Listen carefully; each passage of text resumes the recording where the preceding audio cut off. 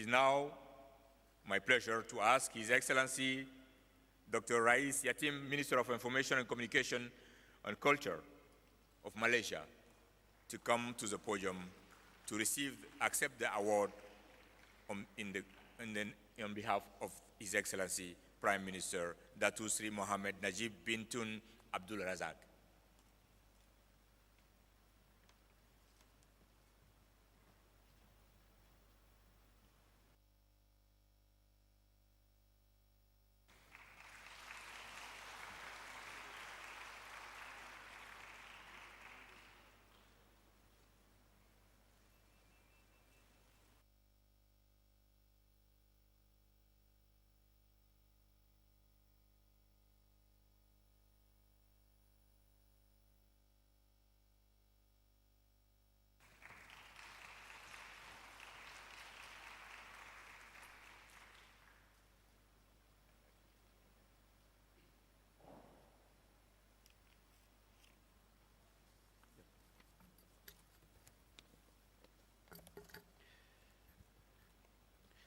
Many thanks, Mr. Secretary General of the International Telecommunications Union, Dr.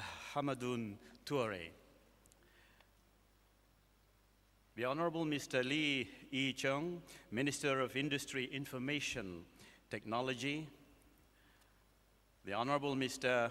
Yang Sheng, as the First Deputy Mayor. Fellow recipients of the award of ITU, Excellencies, ladies and gentlemen, I am Dr. Rais Yatim, Minister of Information, Culture and Communication of Malaysia. I stand representing the Honorable Dato Sri Mohd Najib Tun Abdul Razak, the Prime Minister of Malaysia, who is, on account of matters of state, could not be present here to receive this esteemed and covetous World Telecommunications and Information Society Award. I convey the Prime Minister's apology and gratitude to this august assembly, in particular to His Excellency Dr. Toure. Allow me now to read out the Prime Minister's speech, which is as follows. Excellencies, ladies and gentlemen, at the outset, allow me to take this opportunity to express my deepest appreciation to the International Telecommunication Union, ITU, particularly the Secretary General of the ITU, His Excellency Dr. Hamadun Toure, and members of his team for holding this dignified event of tradition. I am truly honored for being one of the recipients of the 2010 World Telecommunications and Information Society Award. I am humbled by this singular recognition of our efforts towards promoting ICT as a means of providing better life for our people. My appreciation also goes to the government and the people of the People's Republic of China for hosting this occasion and receiving us so graciously in Shanghai. Excellencies, ladies and gentlemen, 145 years ago, on 17th May 1865, a new era in communications with the founding of the International Telegraph Union, the precursor to the present ITU. In awe, we witness how technology has changed since. We are extremely fortunate to be living in an era in which technology has advanced most rapidly.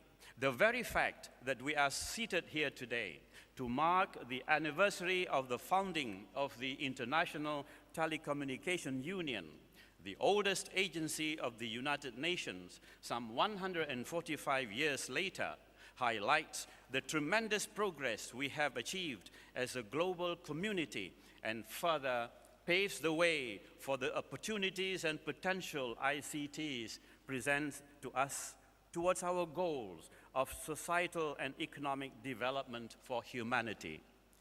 In this increasingly interconnected and networked world that we live in, it has become critically important for us to keep abreast with the latest technological advancements and continue to tap the huge potential of ICT to build an open, inclusive, and knowledge-based society.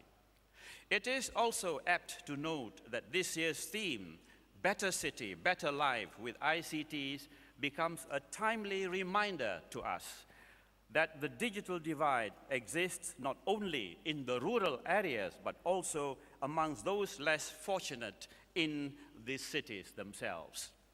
More than a decade ago, Malaysia realized the importance of ICT in national development and nation building. Amongst the policy reforms and initiatives that have been introduced in this sector included privatization of the telecommunications and broadcasting services and the progressive liberalization of the sector. In the desire to harness the benefits of ICTs and based on the principles of convergence, we developed what was then a new institutional arrangement, whereupon we enacted the world's first convergent legislation, the 1998 Telecommunications and Multimedia Act, and established the world's first converged industry developer and regulator for the communications and multimedia sector. Since then, we have embarked on a vigorous rollout of telecommunications infrastructure involving the wired and wireless in cities and villages. These have been stepped up to date such that we among the first to implement WiMAX and have been rated as one of the frontal countries in the world with extensive 3G coverage. Today, Excellencies, ladies and gentlemen, our mobile penetration rate stands at 109% of the country's population of 28 million. Whilst looking forward, we also do not forget the rural and remote area dwellers. We have implemented various universal service schemes to increase access to communication services to unreserved areas and communities. We have invested greatly to ensure that our rural communities have access to ICT through community centers, schools, rural libraries, and clinics in our efforts to bridge the digital divide, as well as increase ICT adoption and raise penetration rates. The country's premier ICT project, the Multimedia Super Corridor, MSC, envisioned as a catalyst for the ICT development for our country, has seen much success as it enters into its 14th year. Since its inception in August 1996, we have seen the creation of over 2,000 MSC status companies, creating more than 100,000 knowledge-based jobs and many homegrown ICT-related products and services. In our efforts to transform the country towards becoming a developed nation by 2020, we have created a new economic model which is based on innovation and ICTs. One of the underlying building blocks for this new economic model is our national broadband initiative, which started less than 2 years ago on 16 September 2008, involving a public-private partnership of high-speed broadband, or HSBB, services. Combined with another initiative called Broadband for the General Population, covering the villages and rural areas, the government aims to increase the broadband penetration rate nationwide to 50% by the end of this year. The immediate focus, however, is to increase capacity in all the economic areas in Malaysia, targeting specifically commercial and academic entities. In efforts to drive broadband penetration and transition to the broadband economy, the government officially launched the National Broadband Initiative on 24th March 2010. which will take us to the next stage of development underpinning Malaysia's competitiveness and social development.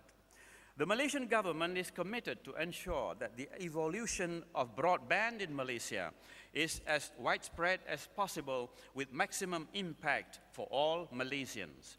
We have also put in place specific and focused initiatives to bring the peoples of Malaysia, namely those with lesser means, with affordable and equitable access to communication services.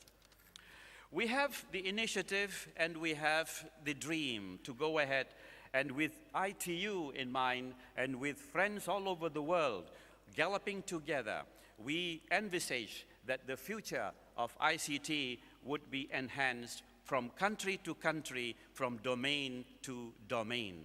And it is in this texture that we wish to engage ourselves within the new economic model for our objective of becoming a high-income nation by the year 2020. We also aspire to become a more competitive nation through innovation, high creativity, and the free flow of information. Excellencies, ladies and gentlemen, Malaysia is honored that the ITU has named the International Multilateral Partnership Against Cyber Threats, or IMPACT, as the physical home of its global cybersecurity agenda. Headquartered in Cyberjaya in Malaysia, IMPACT is tasked with the responsibility to operationalize cybersecurity initiatives across 191 countries. We do hope partners like China and the rest of the world would support this ITU-driven program for the sake of our planet and the future of our generation. What Malaysia has achieved in the communications and multimedia sector is not the work of one man.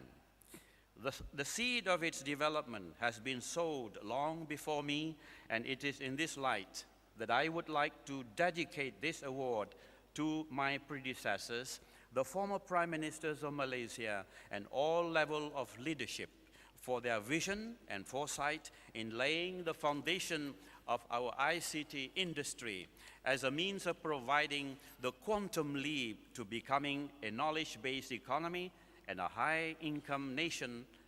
ICT remains as one of our spinal thrusts in forging our well-accepted One Malaysia concept in nation building. I also dedicate this award to all Malaysians. This recognition is one for Malaysia, and I thank the International Telecommunications Union once again for this honor. Of course, there is much more to be done, but I see this as the beginning of a new phase in our nation's journey towards bringing the many gaps and divides towards creating a knowledge-based and high-income economy. Ladies and gentlemen, in closing, I enjoin all Malaysians and all peoples of the world with humility and gratitude in accepting this award. Let us strive to achieving knowledge, lasting peace, and harmony through ICT, the driving force that brings home civilizational changes for us all worldwide. I thank you.